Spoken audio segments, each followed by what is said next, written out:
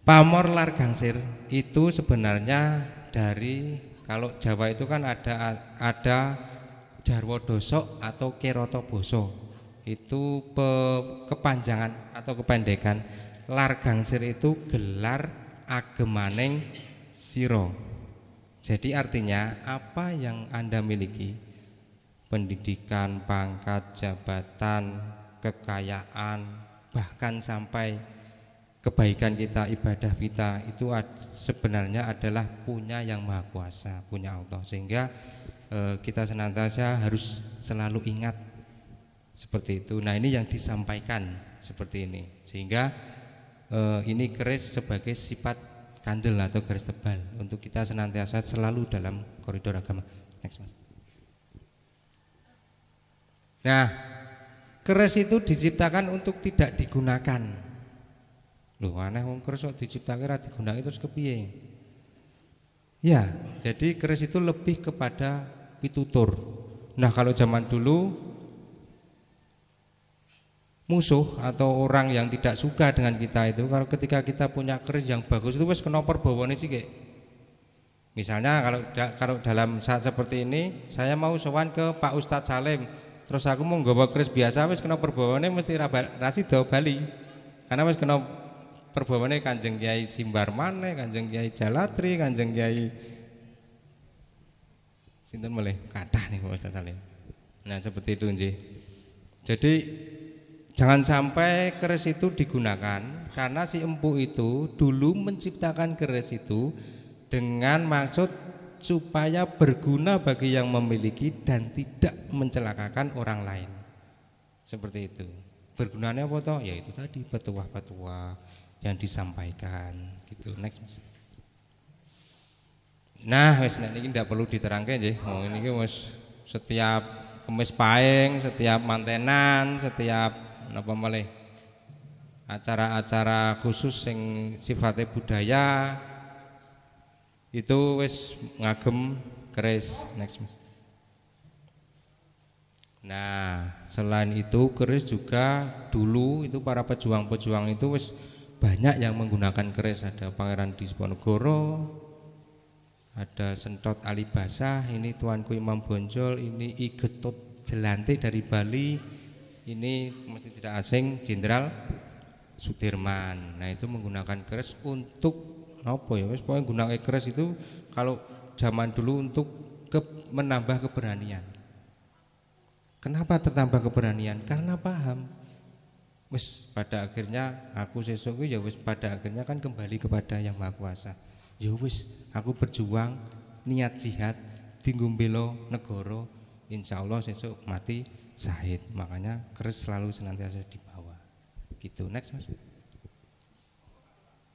Nah, waktu Patih Gajah Mada ini mengucapkan Sumpah Palapa yang kemudian menyatukan Nusantara dan saat ini menjadi Indonesia, NKRI, cikal bakal dari NKRI. Gitu. Next, Mas.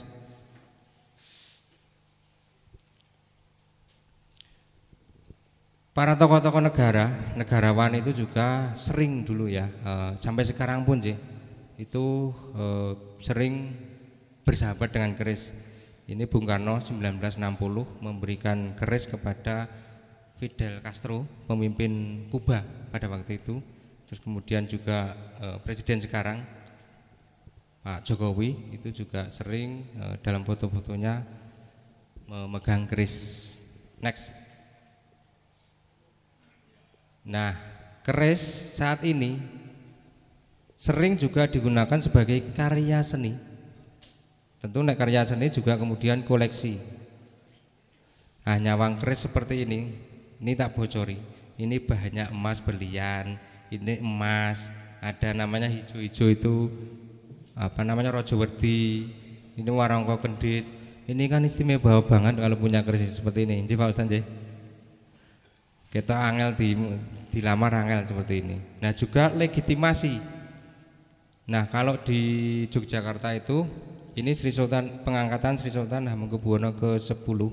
Nah, itu legitimasi pangeran yang nanti akan jumeneng noto atau bertahta itu harus karena diberi oleh ayahandanya Kanjeng Kiai Joko Piturun, seperti itu.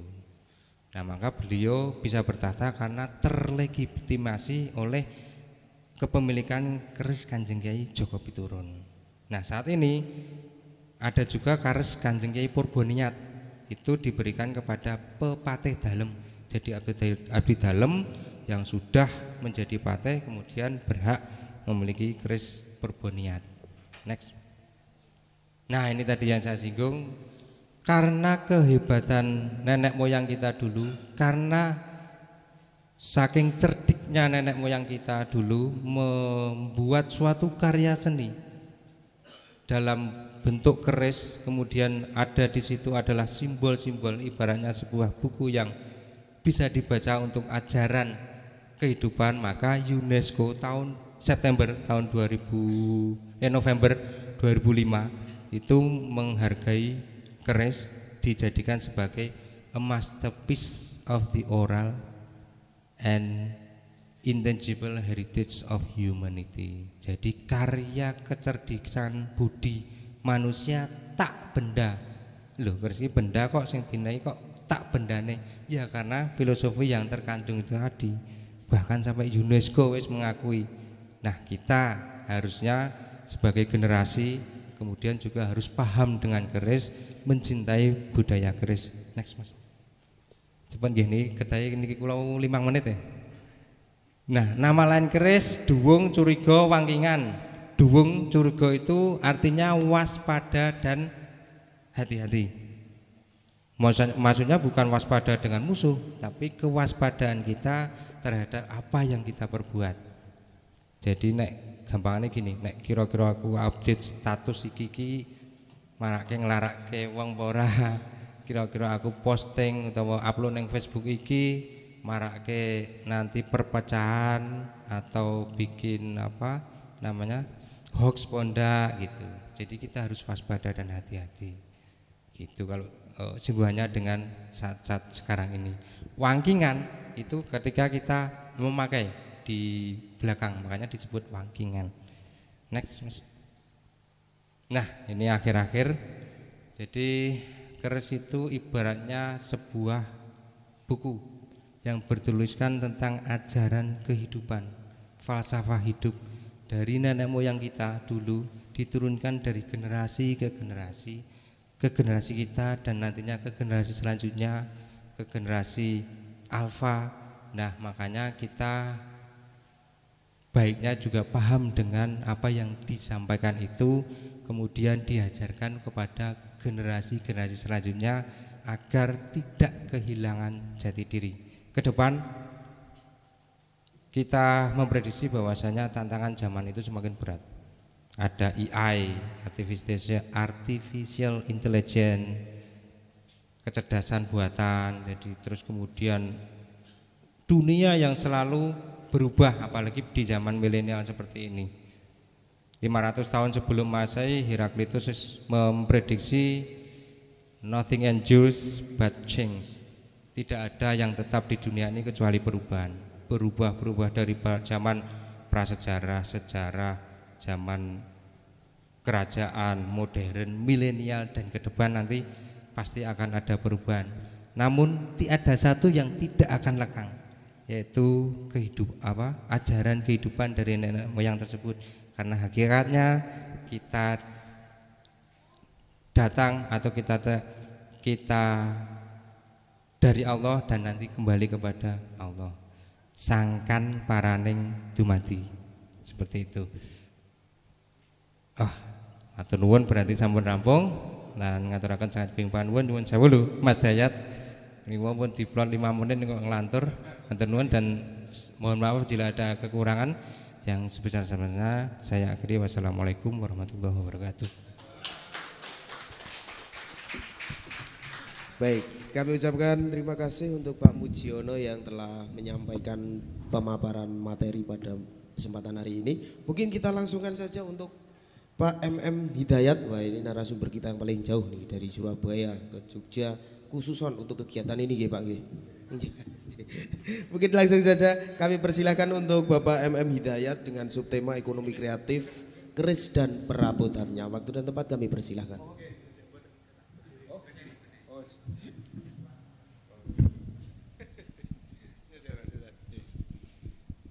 Terima kasih. Assalamualaikum warahmatullahi wabarakatuh. Ini baru pertama kali ngisi di sini. Terima kasih. Yang terhormat Pak Nugroho Eko Setianto, Pak Kepala Dinas Kebudayaan Kabupaten Bantul. Juga tadi ada Bapak Babinsa, Babin Kamtipmas, ada Bu Lurah, ada Pak Lurah di sini. Dan juga para narasumber. Dan juga ini kadang perkerisan ini dari berbagai wilayah, juga adik-adik ini. Adik-adik yang sangat kami banggakan karena senang sekali bahwa jarang sekali kegiatan perkerisan itu didatangi kaula muda. Itu ya, jadi sangat jarang sekali. Lah saya ini ke dapur yang terakhir, jadi bingung. Kemarin sudah bikin dihubungi Mas Muji sama Mas Fendi, Mas Dad, nanti ngisi. Waduh saya yang terakhir aja, ya bilang gitu. Jangan saya dulu, yang lain dulu lebih banyak yang lebih mampu dibandingkan saya. Ustadz Salim ini saya ikuti di Facebooknya beliau ini tentang keris, enak ulasannya. Jadi beliau ini guru kita semua. Mas Muji ini sebetulnya juga sudah diminta untuk menjadi menanggi paku halaman beliau ini.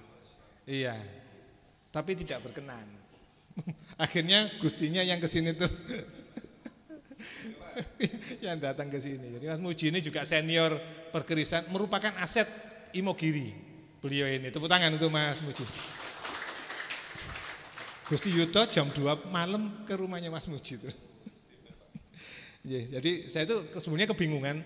Tadinya mau jelasin ini karena yang datang siapa? Anak-anak muda, generasi muda. Saya mau jelasin tentang ini dulu. Keris bukan senjata tajam, audiennya anak-anak kecil sampai yang muda. Lah Mas Muji bilang, "Lah aku ngomong kuwi, lah aku terus ngomong piye iki?" Enggak ada. Jadi keris bukan senjata tajam. Jadi kalau sekarang itu adik-adik mungkin tahu, keris itu sudah dilindungi dalam undang-undang.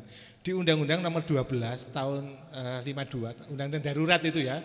Kemudian ada Undang-Undang Kepolisian Nomor 11 tahun 2003 kalau nggak salah. Itu disebutkan di situ. Yang tidak termasuk senjata tajam adalah benda yang digunakan untuk kebutuhan pekerjaan yang sudah jelas. Ini Pak Polisi sudah paham ini. Jadi kalau ada orang jualan pisau keliling di rengkek itu nggak ditangkap karena dia bukan membawa senjata tajam. Bendanya tajam, bisa dipakai nusuk, bisa pakai membunuh, bisa. Tapi dalam undang-undang tidak termasuk senjata tajam. Benda yang dipakai untuk kebutuhan pekerjaan yang jelas. Obeng itu tajam, bisa, tapi bukan senjata tajam. Kasuistis sih banyak. Atau benda yang dianggap pusaka, keris itu masuk pusaka juga. Itu juga tidak termasuk sajam.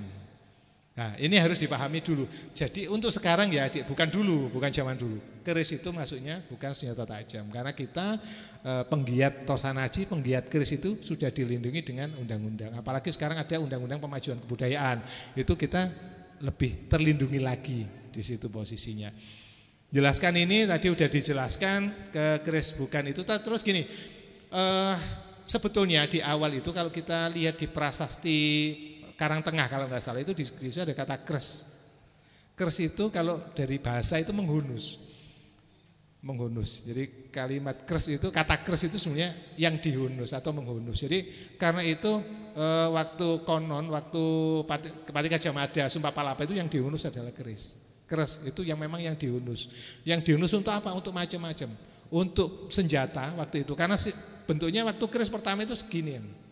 Kalau yang disebut katgo, jalak, budo, bedok itu kecil-kecil. Itu kalau ada di satu jengkal. Itu kalau di Arcagopal apa ya namanya itu.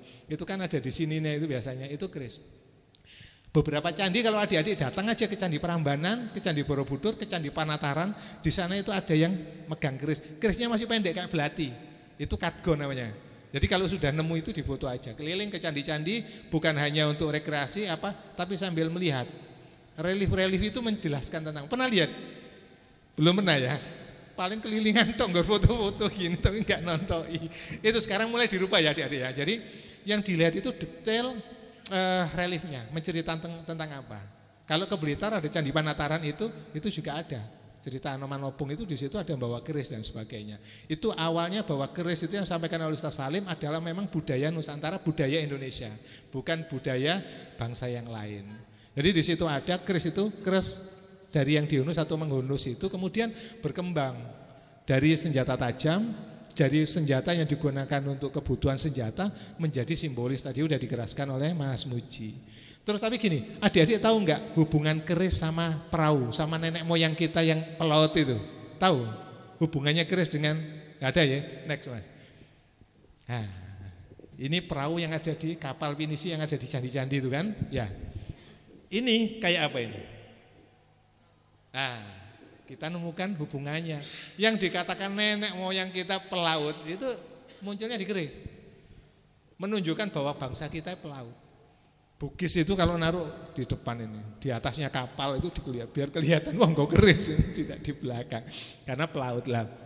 Hal semacam ini kan tahu ini hubungan keris nenek moyang kita dengan pelaut. Ada kerisnya. Ini di semua tempat ada kayak gini. Dari mulai katakanlah yang paling kelihatan itu yang kapal itu Palembang.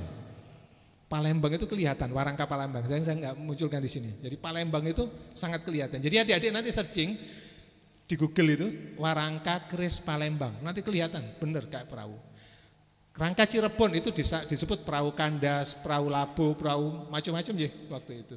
Itu banyak yang disebut perahu. Kemudian ini Warangka Jawa Timur, ini Warangka Yogyakarta disebut berangga atau ladrang itu bentuknya kayak perahu. Jawa Timur, Bali itu juga seperti itu.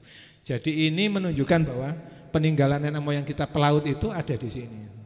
Nah, gini kan tahu ya. Nah, terus kemudian tahu nggak hubungannya kalau nenek moyang kita disebut bangsa agraris? Kan itu, sama keris apa hubungannya? Ada yang tahu? Ada yang bisa menjelaskan? Yang tahu hubungan antara nenek moyang kita yang agraris dengan keris? Nggak ada ya? Next. Pentole apa namanya ini? Mente. Itu kalau dibalik sama dejer ini, ya ada kemiripan ya. Ini biji. Ini kalau dikeris disebut nunggak semi. Kalau ditanam dia akan tumbuh disebut nunggak semi. Ada sebuah harapan baru di situ yang selalu tumbuh ketika kita memegang pusaka. Ini kan akhirnya tahu ya hubungan bahwa negara kita agraris itu dimunculkan sama nenek moyang kita. Karena itu dunia keris, budaya keris itu syarat dengan simbolisme-simbolisme yang tidak lepas dari sejarah masa lalu. Bagaimana nenek moyang kita dulu menjalani kehidupan itu ya. Ini yang kaitannya dengan apa? Tadi mau saya jelaskan tapi sudah dijelaskan oleh beliau berdua, jadi saya nggak jelaskan ini lebih jauh. Next kelas. Saya juga mau menjelaskan ini tapi ternyata sama Manhuji dipenging ojo kuwi sing dijelaske. Jadi sebetulnya mereka kawan-kawan Merangge itu adalah pahlawan pejuang ekonomi. Kalau di Surabaya itu ada kegiatan namanya pahlawan ekonomi UMK itu kegiatan. Kemudian ada satu film yang dibuat Mas Unggul Sudrajat dari Kemendikbud itu tentang Spirit of Iron. Itu nanti kayaknya Pak Kepala Dinas itu harus dibikin juga film seperti itu. Film keris, tentang keris, tapi tidak menjelaskan kerisnya. Tapi bagaimana kehidupan kawan-kawan Meranggi, mereka yang masuk ke hutan untuk mencari kayu, kemudian harus dipeceli dengan keahlian yang khusus itu. Menceli tidak semudah yang kita bikin geraji kayak gitu ya. Jadi kalau kalian tahu perjuangan para Meranggi yang tadi dikatakan Mas Muji, yang namanya tukang warongko itu namanya Meranggi, mereka dulu itu harus masuk ke hutan. Hutannya enggak seperti ini yang masih terbuka gini, dulu mungkin ini udah alas semua yang orang masuk pun akan susah. Untuk mencari kayu timoho yang ada tekstur seperti yang punyanya Pak Ustaz Salim yang langka itu, yang teksturnya banyak, atau mungkin mencari kayu trembalu, mencari cendono itu masuk ke hutan. Itu sangat penuh perjuangan dibandingkan sekarang ini ya.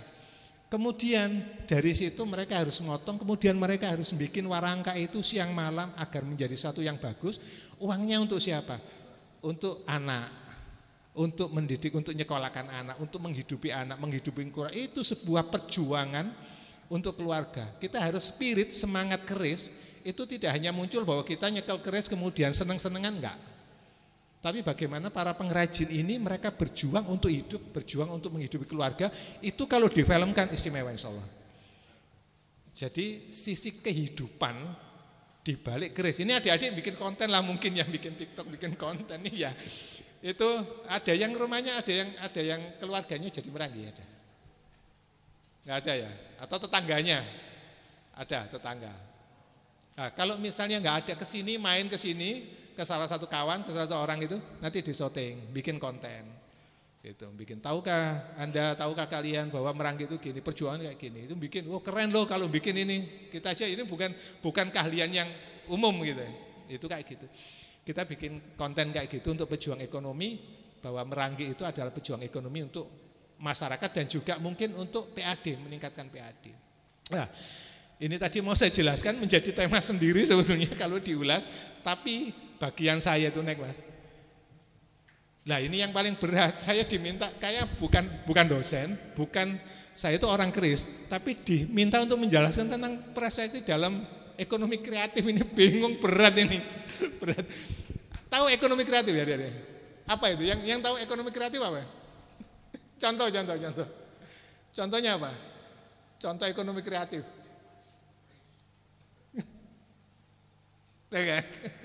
Naik Mas. Ya, ini butuh kita tahu ya. Awal dari kata ekonomi kreatif itu sebenarnya kita beranjak dari seni kriya. Kriyanya menjadi kreatif, ya. Nanti yang kemudian bagaimana cara kriya ini diekonomikan itu awalnya dari sebuah seni kriya. Jadi seni itu adalah keahliannya, sedangkan kriya itu adalah kegiatannya. Kalau adik-adik punya keahlian apa? Berarti disebut seniman. Orangnya, keahliannya seni. Tapi kriya itu adalah kegiatannya. Jadi kegiatan seni yang menitik beratkan keterampilan tangan untuk mengambil fungsi, kemudian pemanfaatan bahan baku lokal. Jadi kalau di sini banyak kayu itu dimanfaatkan. Kayak gitu. Terus kemudian bukan hanya dipakai, misalnya kayak topeng kan dipakai ya. Kalau keris kan disematkan. Bukan hanya sekedar di situ, tapi punya nilai estetis. Ini yang ada nilainya lebih. Jadi di seni kriya yang menjadi nilai lebih itu bukan hanya bendanya, tapi nilai estetisnya, keindahan. Karena itu ada patung yang dianggap indah, ada yang kurang, ada topeng yang dianggap indah. Itu nilainya yang bagus kan, akhirnya nilai lebih tinggi. Yang garap sama, bahannya sama, waktu garapnya sama, tapi karena di nilai estetisnya lebih, akhirnya dia lebih punya nilai. Jadi kalau adik-adik ada prakarya atau apa, yang nilainya bagus adalah yang kualitasnya lebih bagus. Next Mas. Nah, dari seni kriya itu tadi akan menghasilkan benda kriya, yaitu benda yang bermutu karena dibuat dari keahlian dan kemudian juga ada nilai estetis. Jadi dari seni kriya akan menghasilkan benda kriya, gitu ya. Next. Nah, seni kriya atau benda kriya itu sebetulnya dihasilkan dari sini, ada kesenian rakyat atau folk art. Jadi kalau di ini mungkin ada yang patung, ada yang ukiran, ada yang apa? Itu ada yang primitif ya, ada yang jelek, ada yang kayak yang jelek kita lihat ya. Misalnya di daerah mana Papua, di daerah Asmat kayak gitu, itu patungnya totem-totem itu sederhana sekali. Karena di situ munculnya dari folk art, seni rakyat. Atau kalau yang di Jawa itu ada topeng-topeng yang menceng-menceng nggak karuan itu munculnya dari seni rakyat atau folk art. Itu kalau di antik nilainya sekarang tinggi. Tapi dulu tidak terlalu dihargai, tapi sekarang nilainya tinggi. Folk art. Ada tradisi masyarakat, ada sebuah tradisi ritual dan sebagainya. Itu akan menghadirkan suatu benda biasanya untuk menjadi bagian dari tradisi ini tadi. Kemudian ada budaya lokal. Kalau Jogja budaya lokal kental keraton dan sebagainya, itu yang punya budaya keraton di situ akan munculkan benda-benda kriya munculnya itu. Kemudian ada budaya agung keraton atau royal art. Kerisnya Ustaz Salim ini royal art. Saya yakin yang Yoso itu kan yang Sultan Agung kalau yang ini. Jadi ini empat pondasi ini akan menghasilkan benda kriya. Tapi adik-adik kan tahu ya, ada benda kerajinan ya. Biasanya yang kita sering ngomong dulu kan yang kriya itu baru-baru ini ya. Kalau dulu kan apa kerajinan kan gitu ya, kerajinan. Kerajinan yang disebut benda kerajinan itu muncul karena sudah ada inilah aspek ekonomi dan massal, itu baru kerajinan. Tapi kalau benda kriya ini sifatnya lebih ke sedikit, lebih ke terbatas. Tapi kalau sudah dimunculkan di situ aspek ekonomi dan massal, maka ini menjadi benda kerajinan. Jadi harus ada pemisahan.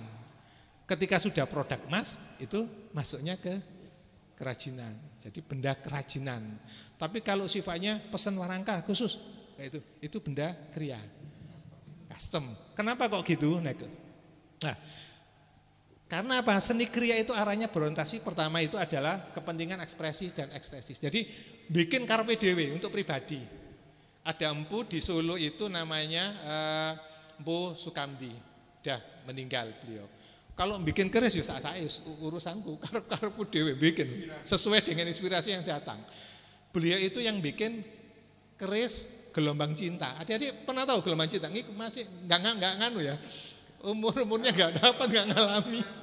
Iya, nggak ngalami tren gelombang cinta. Tapi tahu tanaman gelombang cinta?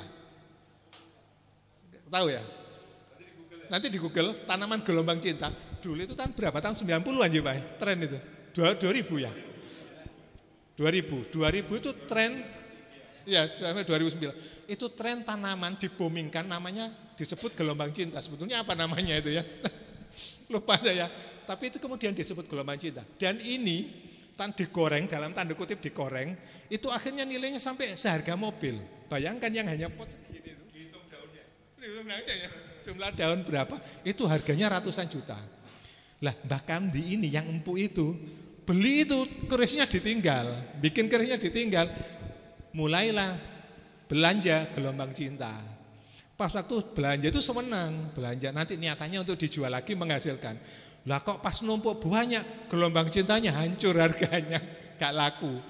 Terus akhirnya mikir, wah ini berarti aku harus menjadikan ini sebuah tetenger. Akhirnya bikin keris gelombang cinta, nanti di belakang ada tuh kerisnya seperti apa.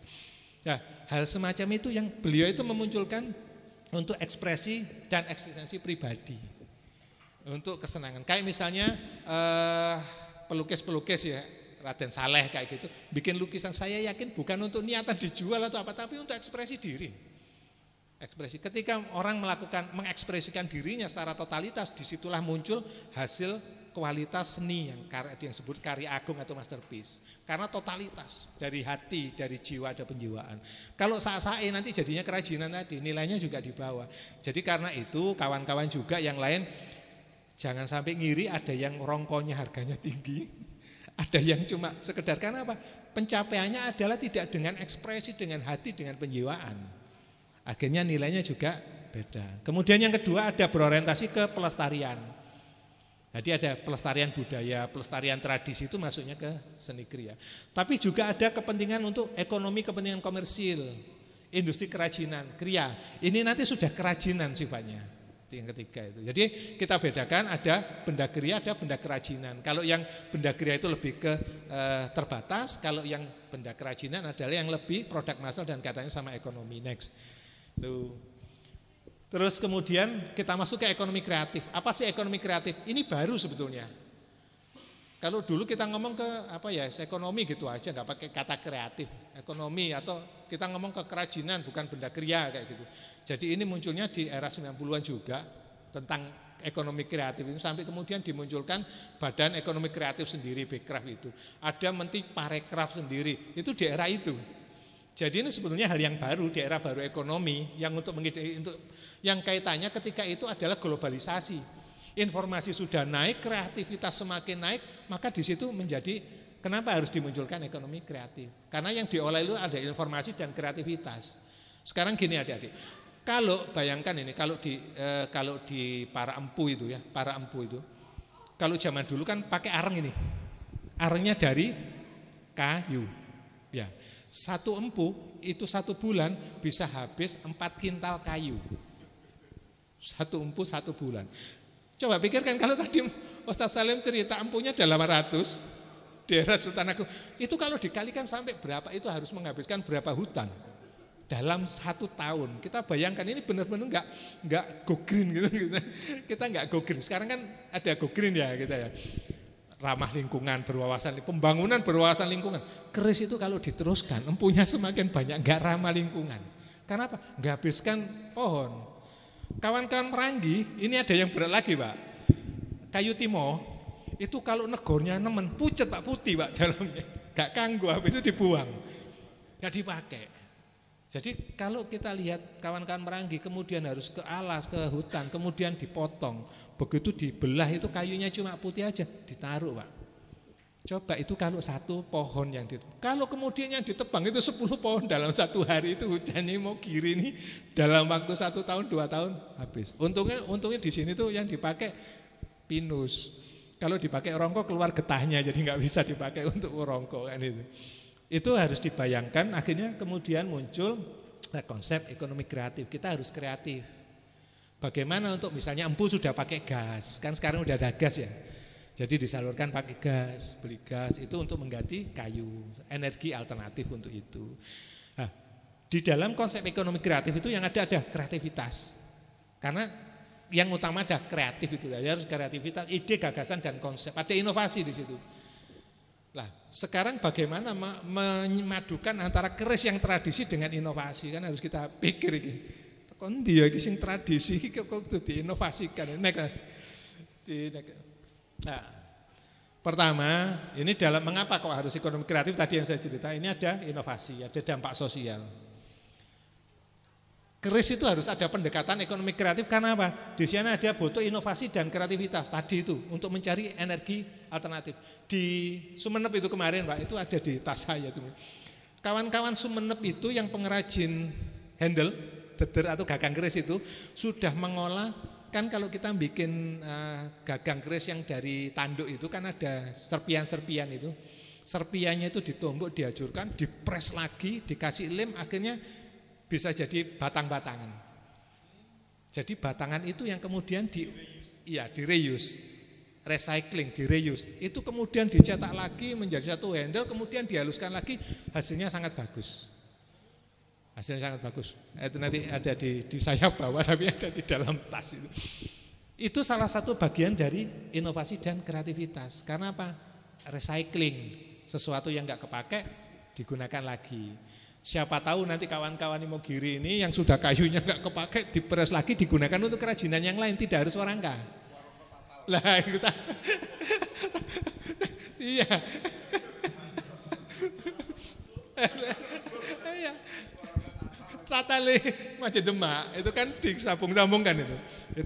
Itu mungkin ekonomi kreatif pertama kali Sunan Kalijogo ya. Tatale disambung.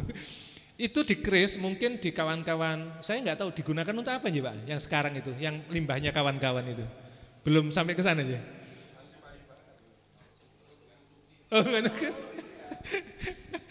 Oh ya untuk kalau yang lain Mas Uji dipakai apa ya sekarang? Buang. Kayu bakar ya, masih bakar ya, kayu bakar.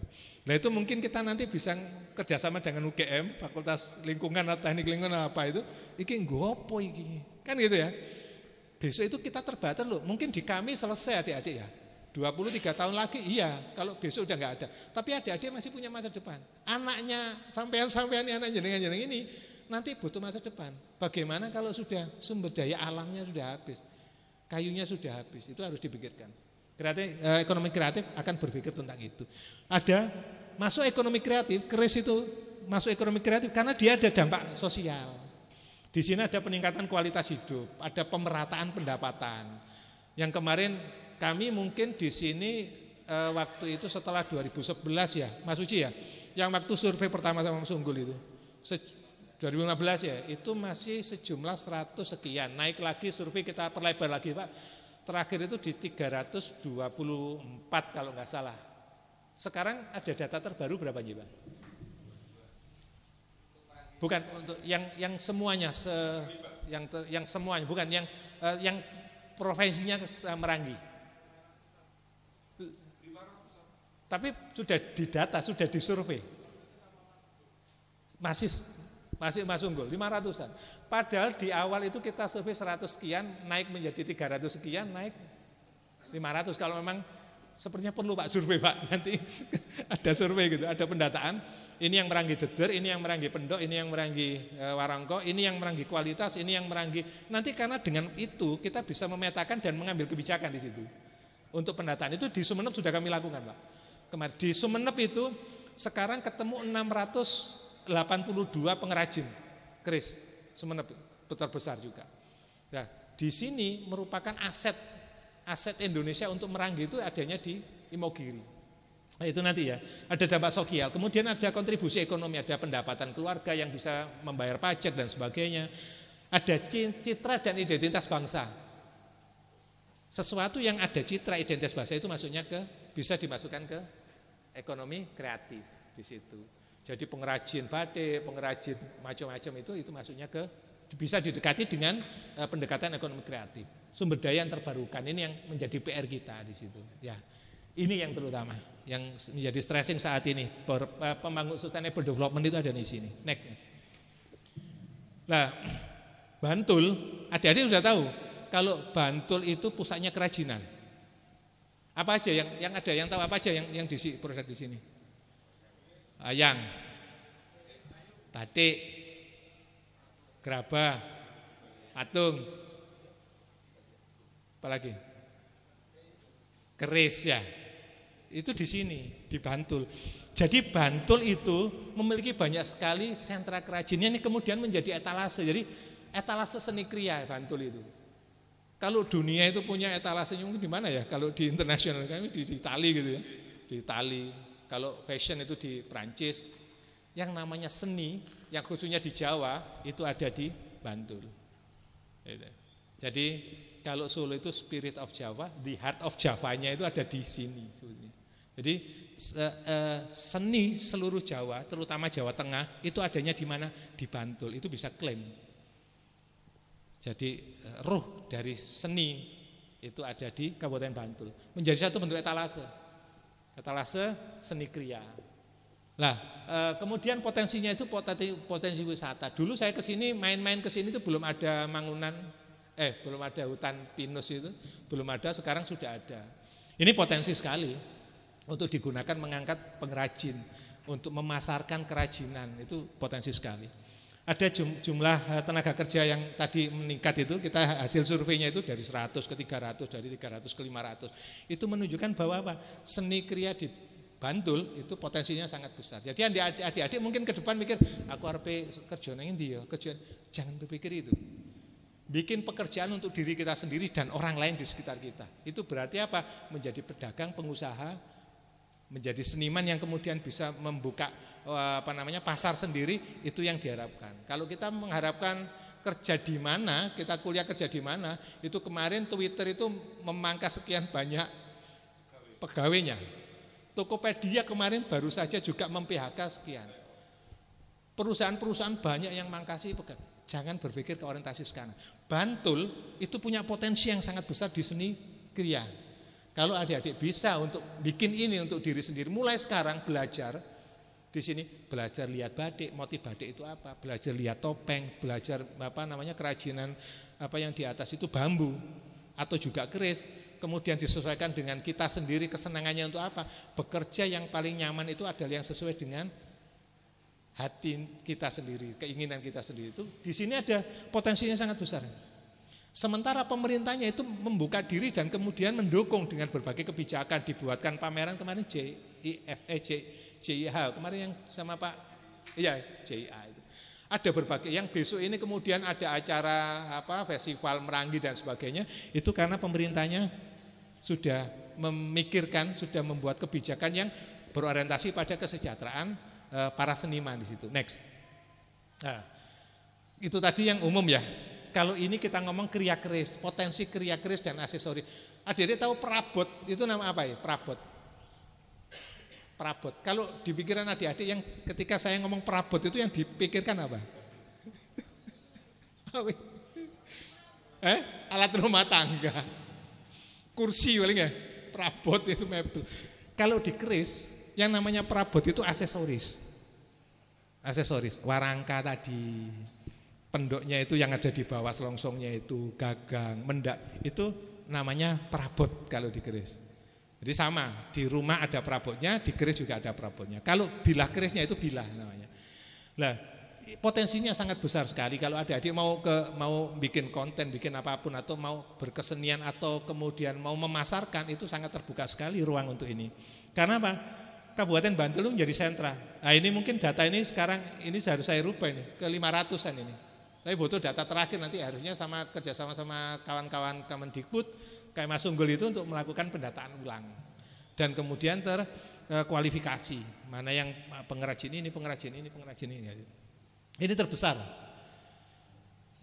Adik-adik kalau ya tahu Bantul ini juga sebenarnya harus menjadi kota Merangi atau Kabupaten Merangi. Di Sumeneb itu sudah menjadi kota keris. Deklarasinya tahun 2014.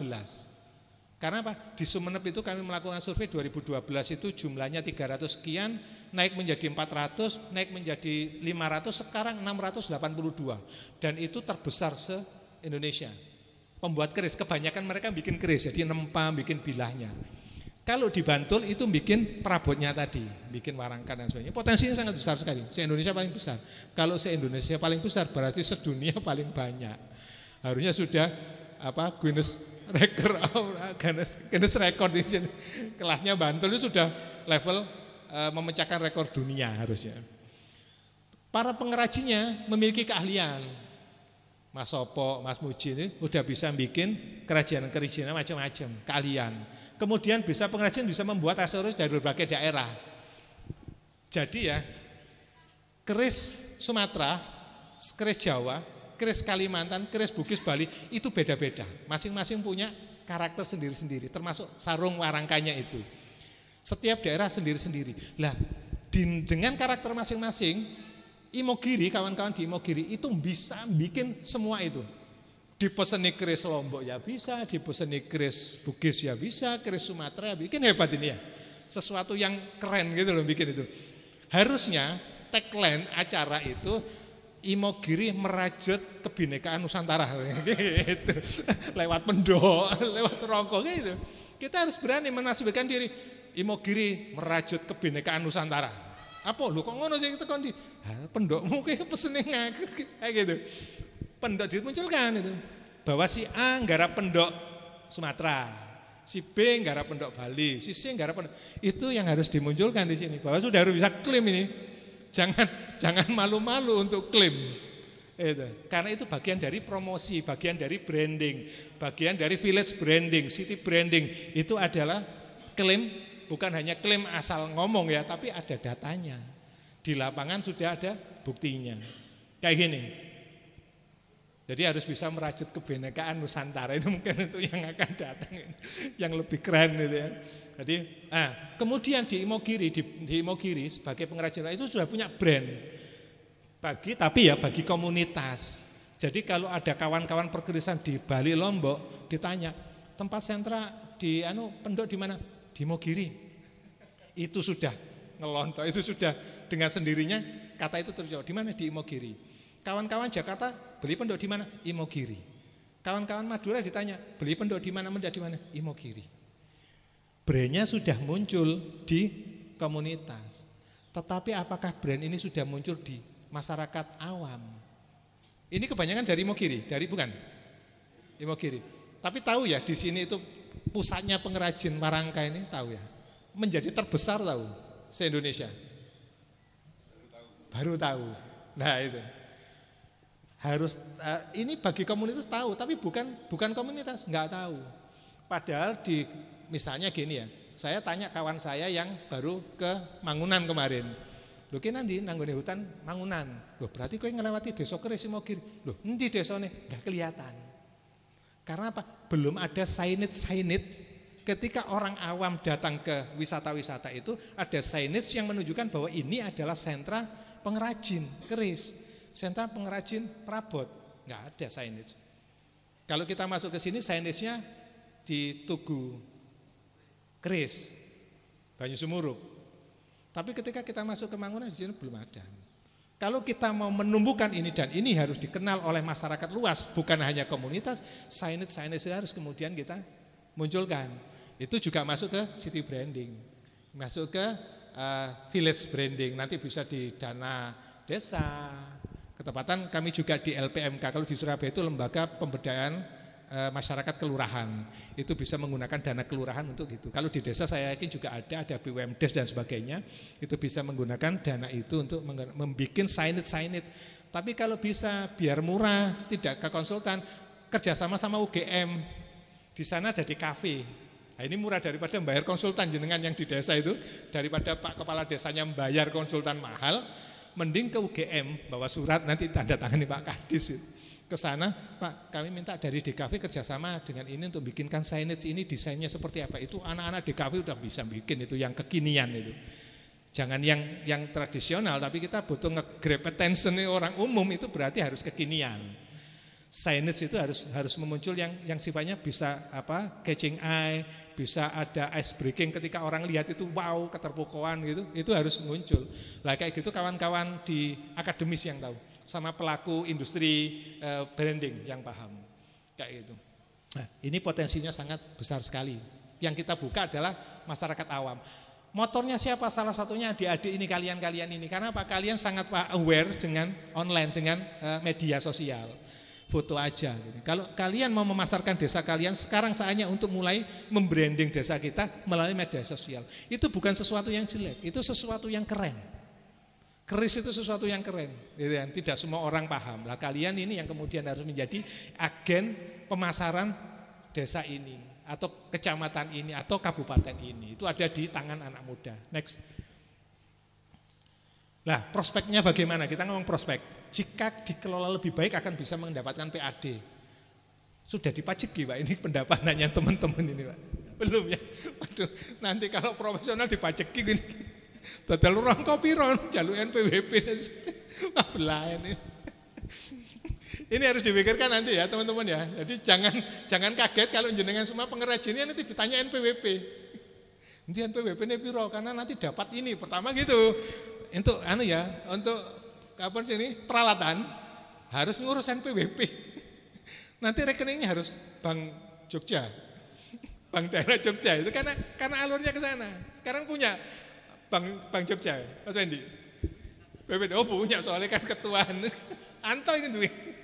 Punya. BPD itu nanti ke depan kayak gitu, bantuan-bantuan lewat sana semua.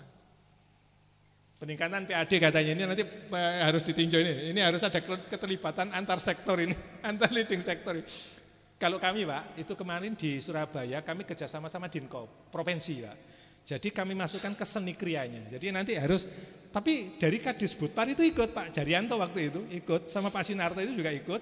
Tapi kemudian yang membiayai ini itu dari Dinas Koperasi. Tapi ya duduk bareng, namanya kawan itu. Duduk bareng itu ngobrol-ngobrol. Ini nanti harus kita pikirkan. Kemudian jika dipasarkan lebih baik mau menyerap lapangan pekerjaan. Ini tadi yang saya bilang adik-adik jangan pikir kerja di kantor yang kayak gitu ya.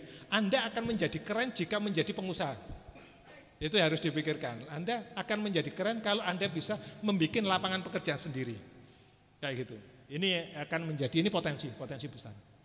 Kemudian bisa menjadi ikon daerah. Imogiri kan sekarang ikonnya salah satunya kan ada banyak di sini, ada kerajinan tadi di atas itu ada bambu, ada batik, ada wayang ya, ada keris. Ini menjadi bagian dari ikon daerah keris. Berarti di sana itu harus ada logo atau signage yang besar kekinian itu kaitannya sama rongko gitu agar orang-orang yang berangkat ke Mangunan dan sebagainya itu tahu, ini kono rongko gitu. Kayak gitu. Untuk apa? Bisa digunakan untuk mendukung pariwisata. Jadi saling dukung, pariwisata dukung ini, kita juga dukung pariwisata. Kayak gitu. Untuk kajian-kajian dan sebagainya itu nanti kita akan saling dukung. Next. Nah, tapi ada permasalahan. Ini yang utama, ini sebetulnya untuk para kawan-kawan pengrajin ini sebetulnya. Jadi biar ada nilai jual yang lebih tinggi. Tapi kalau Mas Santo yang biasanya ngambil barang-barang nek lebih larang lagi, aku lagi untuk badi. Biasanya gitu. Kita harus memberdayakan kawan-kawan pengrajin. Mungkin gini, Mas Muji tahu maknanya pendok semen jelengut. Semen wergu ya, ada ya, semen wergu, semen jelengut, kemudian itu tahu maknanya. Apa itu maknanya? Tahu.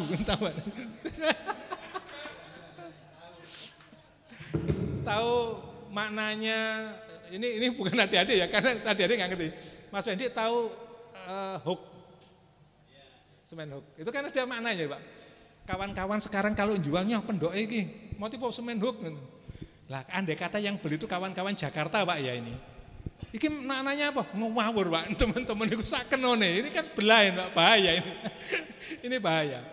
kawan-kawan itu harus mulai sekarang kita edukasi, nanti materinya bisa meminta Pak Ustadz Salim. Karena beliau ini banyak filosofi tentang motif-motif pendok dan gambarannya itu bisa ngisi untuk memberikan pelatihan kepada kawan-kawan tentang apakah mereka memahami. Misalnya iki rangka apa dharma nembung. Wis kok men dharma nembung iki kawali teko enggak tahu. Gitu. Itu enggak tahu, Pak. Ini realita lapangan. Teman-teman harus dikuati ini. Karena apa? Ketika mereka bisa menarasikan barang yang dijual, itu nilainya lebih tinggi. Nek Mas Fendi gini, rongko iki pun diawes Gusti Yuda sak menten. Itu narasi yang paling simpel gitu. Pembanding. Adik-adik gitu ya. Kalau jualan sesuatu ketika Anda cuma jual barang, nilainya 500 selesai. Tapi kalau kemudian Anda narasikan, wah ini dulu ini yang buat ini, digunakan untuk ini, uang kan wis tertarik itu, nilainya akan lebih. Nilai intrinsik itu yang kita kejar. Lah itu bisa digunakan untuk ini mengedukasi kawan-kawan pengrajin tentang motif-motif dan sebagainya. Nah itu, ini yang perlu menjadi PR ini permasalahan ini. Kemudian apakah pengrajin dan seniman kreatif sudah memahami strategi pemasaran? Adik-adik saya rasa sudah. Kalau Mas Muji dan kawan-kawan yang lain, Mas Deblo punya TikTok? Enggak, punya IG? Real? YouTube? Ini ujung tombak Facebook ini. Pemasaran, tadi saya sudah tanya ya, enggak punya TikTok, enggak punya IG, enggak punya Twitter, enggak punya Reel dan sebagainya. Kalian punya? Kalian punya? Membantu mereka-mereka ini untuk pelatihan. Misalnya adik-adik ini dilibatkan sama kepala desa atau Pak Kepala Dinas untuk memberikan pelatihan tentang itu. Biar kawan-kawan pengrajin ini bisa paham dengan pemasaran. Karena sekarang itu yang dituju pemasaran adalah ini. Ini cerita adik-adik ya. Cerita saya sendiri bukan orang lain. Saya dulu itu konsultan, di konsultan. Jadi mulai 98 habis demo itu masuk ke konsultan. Saya ketepatan angkatan itu, jadi saya angkatan 96, 97 lulus. Kemudian waktu Pak Harto itu demo dan sebagainya, habis demo langsung diminta konsultan IT waktu itu. Karena saya waktu itu diminta ke Padang Pekanbaru. Nah, karena IT, software tentang IT, saya yang dari sosial, dari FISIP. Dari FISIP itu akhirnya paham dengan internet.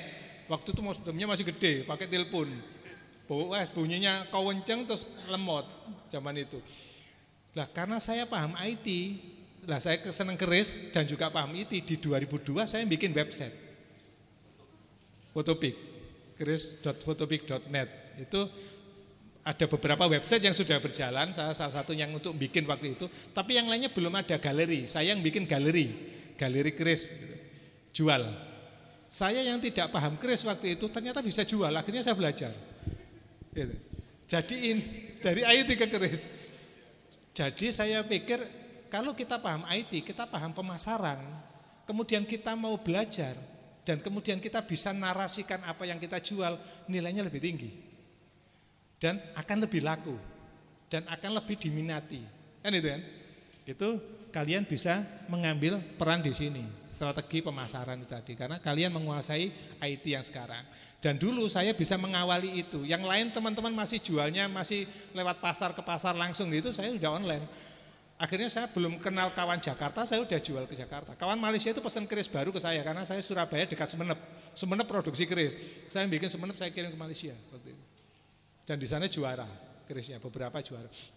Karena saya memahami aspek strategi pemasaran. Ini contoh, karena saya sendiri ngalami, kalian bisa melakukan itu sekarang. Sukses karena strategi pemasaran, dan di sini banyak seni kriya yang bisa kalian gunakan untuk itu. Ada materi. Saya di Surabaya nggak ada materi waktu itu. Bingung. Akhirnya saya dulu sering ke Jogja. Setiap bulan saya ke Jogja. Belajarnya ke Pak Budi Hermawan, ke kawan-kawan di pasar, ke kawan-kawan yang lain. Itu sering kayak gitu dulu. Pulang di rumah buka buku untuk baca, berangkat ke Semenep untuk lihat empum, bikin keris langsung, ke pasar lihat keris-keris yang diproses itu, yang dituakan kayak gitu. Jadi akhirnya berangkat bareng Pak itu. Bisa. Kalian posisinya di sini. Nah, ini kemudian yang ketiga, apakah sudah ada permodalan yang menunjang kelangsungan? Pak Anto apa sudah ada dimodali seseorang? Investor. Koperasi sampun ya Pak di sini. Koperasi pengrajin ada Pak mestinya? Belum ada. Oh ini punya paguyuban, tapi berbadan hukum koperasinya. Kalau misalnya gini, Mas Anto ngambil warangkanya orang, ya ngepul, itu dananya dari pribadi. Kalau dananya habis,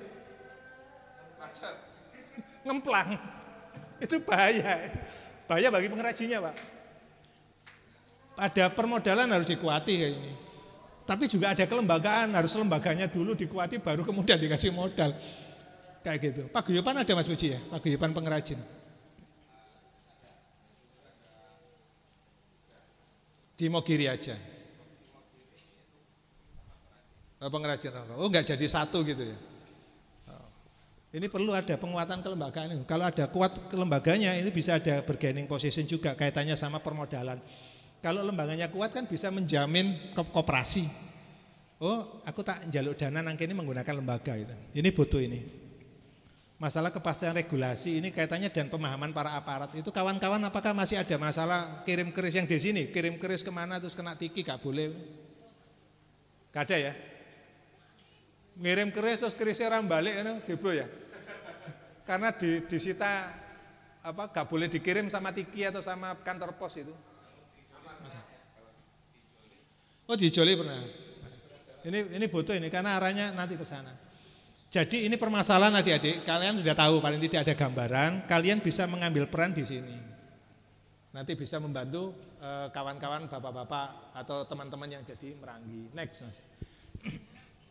Nah, ini tadi yang saya bilang ada local interest. Local interest itu kepekaan terhadap potensi lokal. Jadi yang tadi, tahukah kalian bahwa Imogiri adalah yang terbesar? Tidak tahu, karena apa? Lokal interestnya masih kecil. Mereka ini semuanya ada di Imogiri, itu ya. Next. Nah, ini untuk semua ini. Adik-adik ini bukan hanya untuk keris. Ini yang tak pikir untuk mencari satu poin, beberapa poin yang paling gampang diingat. Ini bukan hanya untuk keris, tapi juga untuk semua kawan-kawan juga. Apa-apa yang kita tawarkan, apa-apa yang kita sampaikan, apa-apa yang mau kita jual, itu harus memiliki daya pikat. Gaya rongko kalau jelek biasa orang nggak terpikat. Anda misalnya jadi pengrajin batik, bikin batiknya asalan orang nggak akan terpikat. Bikinlah sesuatu yang bisa menyebabkan orang lain terpikat. Misalnya Anda ngomong, bikin orang lain yang bisa terpikat dengan omongan Anda. Itu bagi marketing. Ini harus ada daya pikat. Itu pertama. Jadi orang terpikat dulu kan kemudian tertarik. Kemudian akhirnya ada daya ingat. Orang pulang ada daya ingat. Oh si kaya mau dodol iki. Oh barangnya api ya iki. Ingat. Ini ilmu pemasaran atau ilmu yang lain tentang umum ini katanya. Tapi kalau cuma ada daya pikat dan daya ingat, marono selesai di situ dia akan lupa. Ingat toh, tapi dia nggak akan ada kelanjutannya, nggak ada eksekusinya dan sebagainya. Jualan yang Anda tawarkan itu hanya memikat dan diingat aja tanpa dibeli. Karena itu harus ada muncul daya ikat. Misalnya gini, saya jadi tukang bikin keris misalnya ya. Saya jual ke orang karena dia sudah terpikat dan ingat yang saya sampaikan.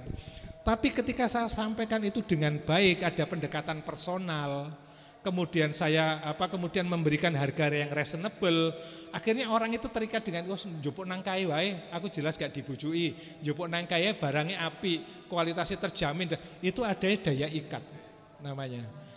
Jadi kalau tiga hal ini kalian pahami dan kalian pegang, daya pikat, daya ingat dan daya ikat, jual apapun juga selesai. Mempengaruhi siapa aja akan selesai. Karena ada ini yang harus kalian, kiat-kiat ini yang harus dipegang dalam aspek apapun juga yang kita jalani. Yang utama adalah daya ikat. Orang mungkin akan ke Imogiri untuk beli warangka, setelah itu pulang, selesai. Anda jual keris atau warangka satu aja. Tapi gimana caranya dia kembali, karena ada keterikatan emosi, karena keterdekatan, karena keterikatan, karena kualitas yang kita berikan lebih dari yang lain, itu yang butuh. Next. Itu tadi ya ada entrepreneurship itu harus. Ini dulu, ini gak ada yang ngalamin ya. Numpak keris sepur iki gak ada ya. Kalau ini mau akan ini. Kalau jadi, semoga jadi. Ini kayaknya udah mulai uji coba. Dulu kayak gini, sekarang akan datang ini lambat. Iki lebih cepat kan? Naik Mas. Lah, sekarang yang kalian hadapi ini globalisasi. Itu era digital. Ada pergeseran budaya, mulai komunikasi bebas dan sebagainya. Itu tantangan kalian di sini. Karena adanya ini, akhirnya lupa sama keris, lupa sama batik, lupa sama wayang, lupa, nggak ada yang ingat. Di rumahnya punya wayang? Belum. Punya keris? Belum. Apalagi di sini kerajinannya? Gerabah? Gak punya. Kenapa? Gak punya, kenapa dulu sih? Gak bisa beli? Gak tertarik paling ya. Gak tertarik. Karena gak tertarik, Neklas. Karena gak tertarik itu tadi. Karena apa? Wes ribut dengan ini loh. Buka YouTube, buka TikTok itu lebih asik daripada nyekel keris itu. Ini yang jadi masalah itu di era kalian itu ini ada budaya digital ini. Nyikat milenial, kaum milenial Gen Z itu akan disikat sama ini. Ini menjadi tantangan baru kalian. Harus ada strategi yang baru untuk pelestarian, pengembangan manfaat keris itu harus ada yang baru. Kalau menjelaskan keris, misalnya tadi saya cerita di sini, ini dapur ini pamor gini, tangguh, ngerti? Gak kan? Gak ngerti kan? Mumet mulai ngombe potrek gitu, karena pusing baru dengar ini. Gitu. Tapi kalau kita nongkrong di kafe sambil pakai baju gitu nyekel keris, kemudian ini kerisnya bapakku asik. Gitu ya. Bangga dulu itu dimuncul. Itu strategi, ini butuh ini strategi. Kita harus memunculkan sebuah strategi yang baru. Kita nggak usah ngomong lagi di pameran itu dapur tangguh ini, karena yang kita sasar adalah menyenangkan komunitas perkerisan. Kedepan yang kita sasar adalah menyenangkan kalian ini yang tidak paham keris. Gitu. Kayak gitu ya. Kalau ibu-ibu ini adik-adik ibu-ibu ya, ibu-ibu kalian bukan ibu. Tahukah Anda bahwa pendok keris ada yang terbuat dari emas, harganya mahal. Wah, itu seneng keris ibu-ibu itu. Nanti akan seneng keris itu. Nah, itu semua nilai investasi. Keris itu juga nilai investasi. Ini ada perlu strategi. Kalian juga akan perlu memikirkan di era globalisasi itu strategi apa untuk melindungi diri kalian sendiri agar tetap senang budaya, tetap senang kerajinan, tetap terikat dengan itu di keseharian kalian. Next. Nah, pasarnya masih terbuka, peluang pasar masih terbuka lebar. Ini pameran di Surabaya kapan hari yang lalu itu. Di sini kami melelang keris karena waktu itu ada gempa Lombok ya. Kami mengumpulkan sumbangan, waktu itu terlelang keris sehari itu juga 54 juta dan semua hasilnya kami sumbangkan untuk gempa Lombok.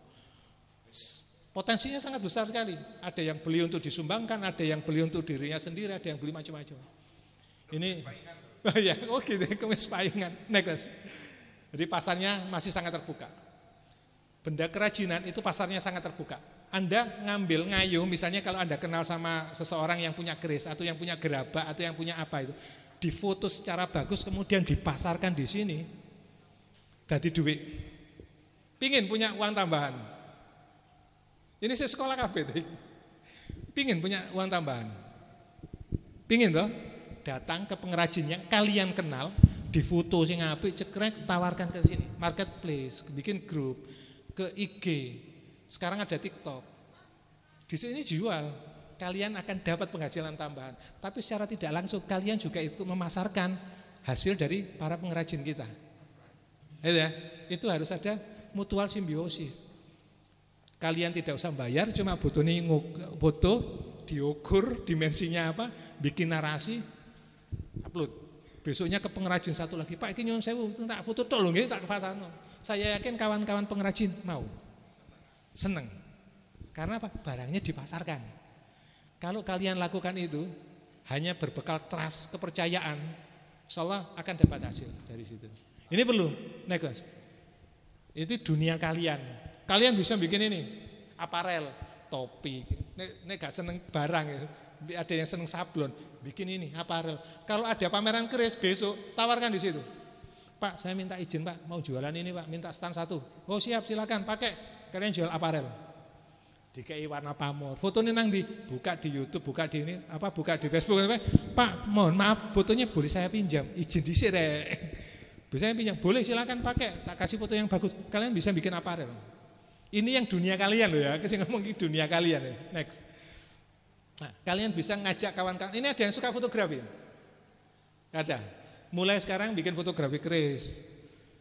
Untuk foto keris secara fotogenik. Atau pas waktu ada fashion kayak gini diajak untuk bikin fotografi keris. Jadi kalau misalnya ada acara, tidak hanya orang kerisnya yang didatangkan, tapi para fotografer itu didatangkan. Ada yang disandangi keris, ada yang didandani keris, kemudian harus difoto dan sebagainya. Ini akan mengisi acara.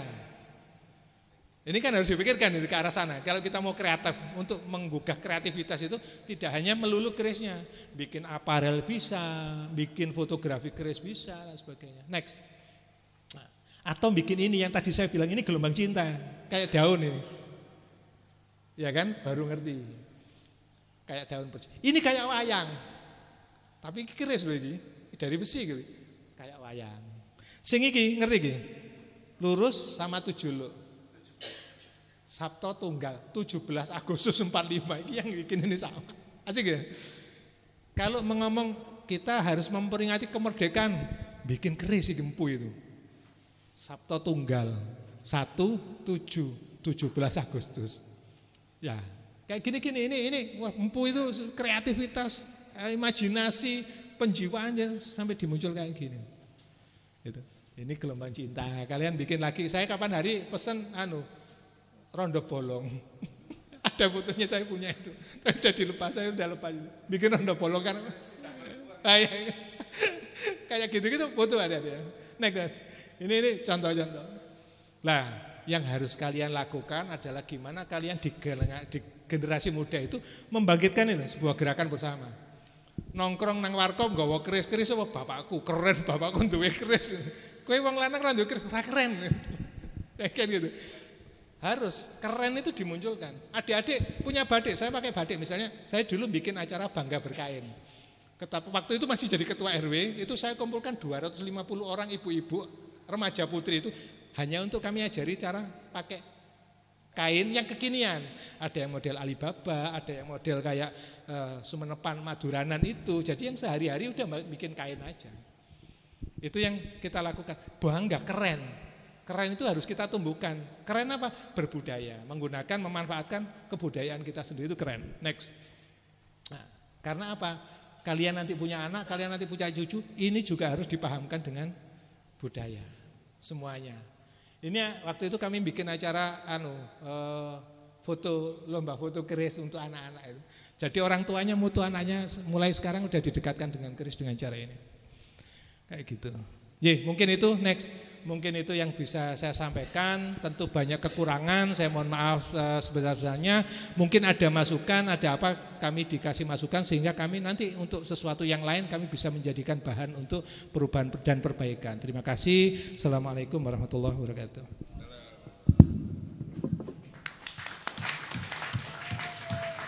Baik, kami ucapkan terima kasih kepada Bapak MM Hidayat yang dimana pada kesempatan hari ini telah mengisi kegiatan Sarasehan Keris masih dalam kegiatan Mataram Kultur Festival tahun 2023. Dan kita langsung saja untuk ke sesi berikutnya, yaitu adalah sesi tanya jawab atau diskusi bareng. Nah, di sini kita ambil 3 pertanyaan. Jadi buat Bapak Ibu atau peserta Sarasehan pada siang hari ini yang mau bertanya kami persilakan. Silakan, mungkin ada yang mau ditanyakan? Oh ya, yang pertama dulu, silakan Mas, dari mana Mas?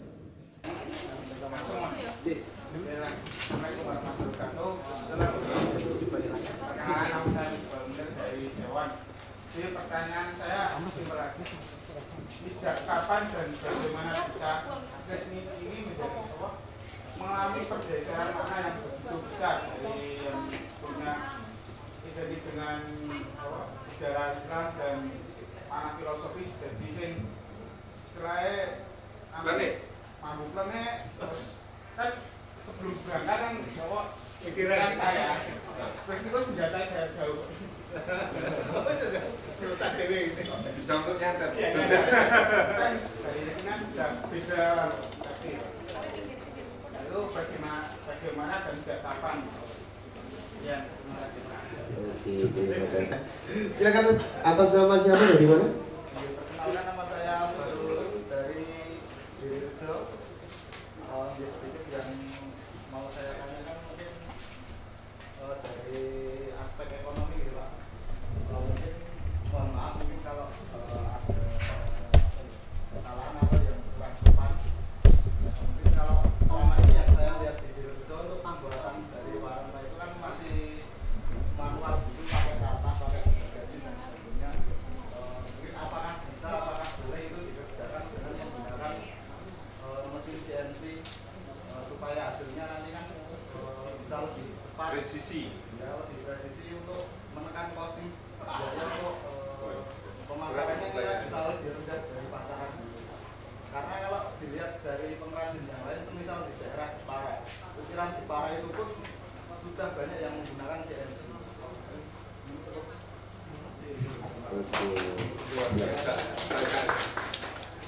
Dunia identik mindsetnya itu keris itu sebagai praktek dukun. Wah, ini keris petir. Terus yang pertanyaan kedua tadi terkait tentang produksi keris itu, pengembangan produksi. Monggo silakan. Baik, matur nuwun Mas, ini pertanyaannya bagus-bagus. Saya tak jawab yang pertama saja. Nanti yang kedua bisa Mas Muji dan Mas Dayat insya Allah akan lebih jelas. Jadi pergeserannya saya kira terbentuk tidak dalam waktu singkat. Maksud saya begini, memang ada persoalan di mana bahkan leluhur kita juga menulis babat dalam bentuk metafor yang melibatkan cerita tentang keris. Dan metafor yang melibatkan cerita tentang keris itu kalau dibaca secara harfiah memang akan mendukung perspektif bahwa keris itu difahami secara keliru tadi, seperti yang disebutkan menjadi senjata jarak jauh. Karena di babat juga ceritanya keris kayak condong campur bisa menebar teluh, bisa menebar pagebluk, bisa menyebabkan wabah dan penyakit. Nah, itu kan sudah kalau munyong bisa menghancurkan pasukan gitu ya. Wah, itu kan semuanya sudah berawal dari sana gitu ya, berawal dari sana. Padahal maksud dulu penulis babat menggunakan metafor adalah karena biasanya ini isu sensitif. Ya, isunya itu lo gak bahaya tak gitu. Itu sehingga kemudian digunakan metafor. Misalnya kenapa babat Tanah Jawi itu kan ditulis oleh dinasti Mataram. Nah, kepentingan dinasti Mataram juga adalah untuk menjaga nama baik leluhur, mikul dhuwur, mendem jero. Maka menceritakan misalnya Sunan Giri kok bisa menghancurkan pasukan Majapahit pakai provokasi, itu nanti beresiko leluhur dari jalur ibunya Panembahan Senopati ini Nyai Ageng Sabinah ini adalah keturunan Sunan Giri. Ini nanti, ternyata Sunan Giri ini provokator ulung ya. Bisa mengadu domba pasukan sebesar ini sampai hancur. Kalau ditulis harfiah akan menjadi seperti itu. Maka kemudian dipinjamlah keris untuk menjadi metafor. Perspektif saat itu memang keris sudah sering untuk metafor gitu ya. Karena sudah tadi rinciannya punya makna dan sebagainya. Sehingga pada konteks zaman itu keris dijadikan metafor, orang tidak salah paham. Di zaman itu. Iya, menghilangkan konotasi negatif tadi. Nanti apalagi ada cerita tentang tadi ya, tentang teluhnya condong campur, itu kan sensitif, itu soal kebijaksanaan negara gitu. Kemudian soal sabu inten, itu kan sensitif, itu soal adipati-adipati pesisir yang lebih kaya daripada adipati pedalaman itu. Tentang sengkelat, ini kan tentang kemarahan rakyat, sensitif, jadi semuanya menjadi metafor. Nah, bermula dari sana, kemudian ada pembacaan yang sudah tidak memahami konteks, baca babat, kemudian letterlek, diterjemahkan secara harfiah. Joko Tingkir naik getek, naik rakit, didorong oleh 40 buaya. Itu terus digambarkan secara harfiah betul-betul di atas rakit, di atas gedek, di bawahnya ada 40 buaya yang usung gitu ya. Itu kan metafor padahal. Lalu dibaca secara harfiah muncul dalam produk-produk budaya populer seperti film, seperti komik, seperti cerita-cerita. Bermula dari sana lalu akhirnya hal ini kemudian menjadikan pemahaman awam seperti itu. Ya, meskipun dengan guyonan kadang-kadang ada yang berusaha meluruskan. Misalnya Pak Timbul Sri Mulat bersama Mas Mami itu ada salah satu cuplikan adegan Sri Mulat itu dialog. Kamu belum tahu kerisku ini. Loh, kenapa Pak? Ini kerisku ini dari ular asalnya. Keris sakti berarti? Iya, kemarin saya punya ular tak jual, tak belikan keris gitu. Nah, itu kan sudah sebenarnya meluruskan dengan canda ya, hal semacam itu. Nah, itu terjadi, apalagi kemudian dipersubur ya tadi praktek yang semula keris itu dipakai oleh para pahlawan, yang seorang Sudirman itu seorang tokoh Muhammadiyah, guru Muhammadiyah yang akidahnya tidak kita pertanyakan saja pakai keris gitu ya. Pangeran Diponegoro pakai keris gitu ya. Bahkan kemudian Teuku Umar ya, Imam Bonjol, Tuanku Tambusai ya. Ini ulama-ulama semua itu pakai keris. Kemudian keris identik dengan, dan ini seharusnya kita yang orang Jawa itu tersinggung ya, yang pakai blangkon kok mesti dukun gitu. Ya, yang kemudian pakai surjan, pakai pakaian-pakaian atribut budaya diidentikan dengan kerja-kerja yang tidak terpuji gitu. Ini sebenarnya krisis di semua, bukan cuma kerisnya yang menjadi image negatif, tapi bahkan juga atribut-atribut pakaiannya gitu ya. Oh, saya dulu pernah, bahkan sebelum Gus Miftah pakai blangkon, saya isi pengajian pakai blangkon. Tapi satu saat saya merasa menjadi konteksnya tidak tepat ketika saya ngisi di lereng Merapi Merbabu, dikira dukun, disalami, disuwun, berkah, kemudian nyuwun macam-macam. Waduh, keliru saya gitu kan. Nah, akhirnya saya mendesain sendiri apa yang saya pakai sekarang supaya keluar dari image itu ketika masuk kan kami punya 50 dusun binaan di pelosok lereng Merapi Merbabu. Saya kalau ke sana pakai ini, wes muga-muga ora dikira dukun meskipun saya terlalu cinta sama budaya gitu. Jadi makanya pakai apa namanya ikat kepala pun ada batiknya, ya pakai baju pun lurik tenun asli ya, ATBM gitu ya. Ini bagian dari kecintaan yang tidak bisa saya abaikan gitu.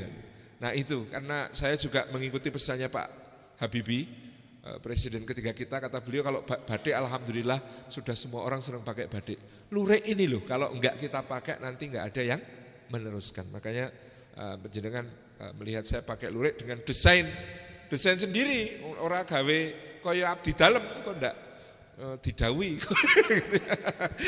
gitu ya. Tapi ini kemudian kita mendesain sendiri. Jadi apa yang saya lakukan dengan tampil pakai seperti ini juga upaya-upaya kecil saya untuk meluruskan gitu loh Mas. Itu yang saya lakukan. Saya kira begitu. Kalau ditanya exactly kapan berubah, ya tadi memang prosesnya tidak bisa kita langsung satu titik, tapi berproses tadi. Jadi tadi menyinggung bagaimana kalau pembuatan warongko itu menggunakan mesin. Dalam hal ini mungkin sesuatu yang canggih biar cepat produksinya kan gitu.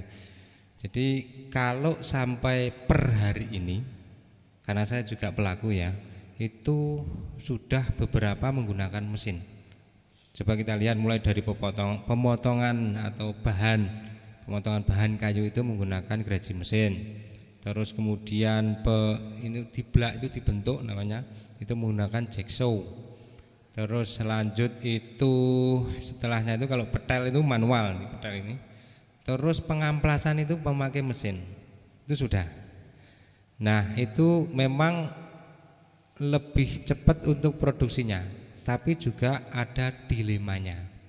Lebih cepatnya itu barang cepat jadi, cepat oleh duit. Dilemanya ketika menciptakan seni itu kan penuangan cipta, rasa, karsa kan itu.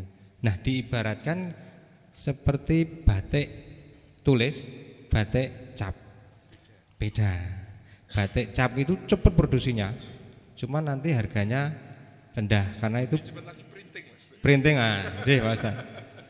Batik tulis itu lama dan tidak rapi, tapi harganya lebih tinggi. Kenapa seperti itu? Karena itulah seni, penuangan cipta, rasa dan karsa. Seperti itu.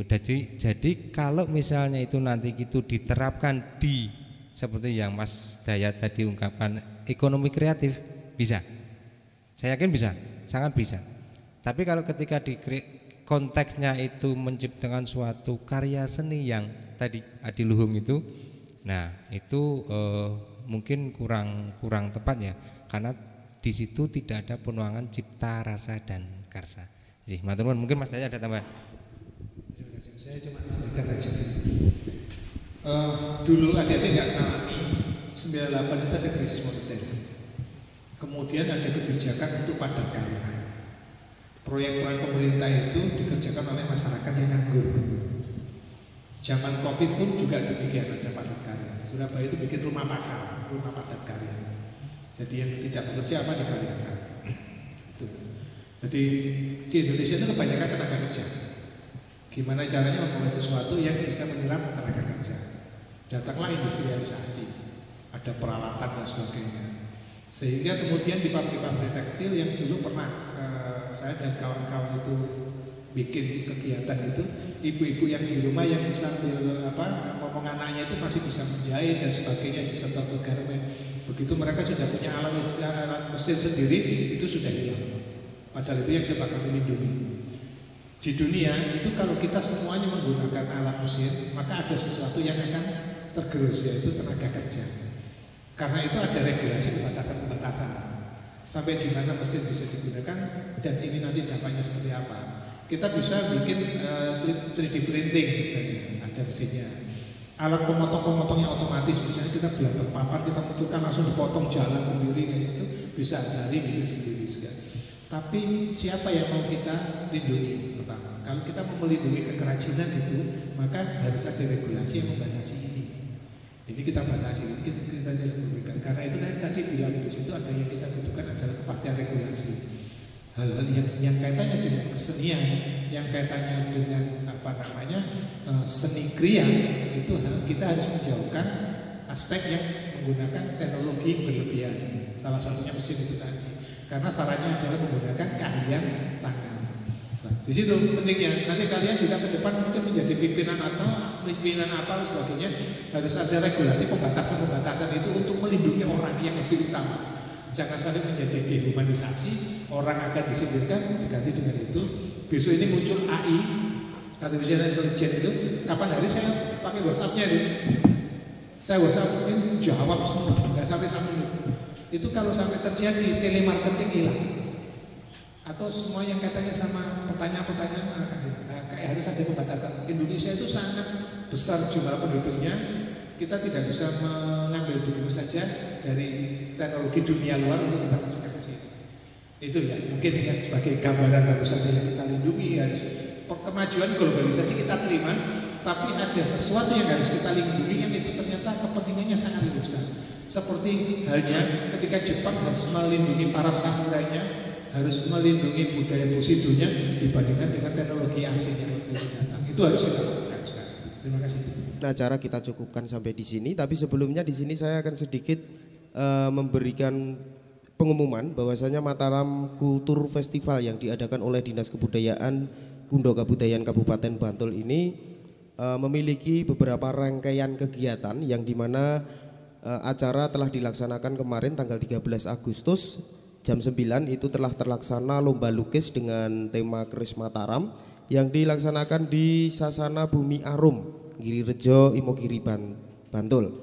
Terus untuk yang kegiatan kedua pada pagi hari ini sampai siang hari ini telah dilaksanakan sarasean keris dengan tema Greget Keris Mataram untuk Indonesia Maju yang dilaksanakan di dalam Ambatik, Girirejo, Imogiri, Bantul.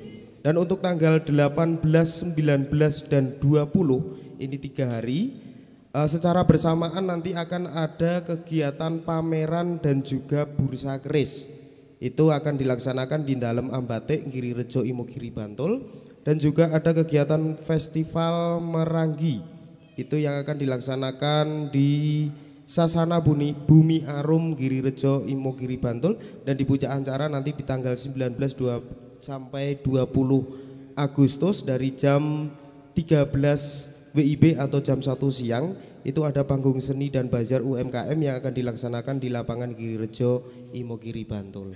Dan tentunya kami ucapkan banyak terima kasih kepada ketiga narasumber, ada Ustadz Salim Afilah dan juga Bapak Mujiono dan juga Bapak MM Hidayat yang dimana pada kesempatan hari ini telah memaparkan materi terkait tentang sarasean keris. Dan marilah Bapak Ibu, acara pada kesempatan hari ini kita tutup dengan berdoa menurut keyakinan kita masing-masing agar diberi kegiatan pada siang hari ini menambah pengetahuan bagi kita semuanya. Dan dengan sikap sempurna berdoa kami persilakan.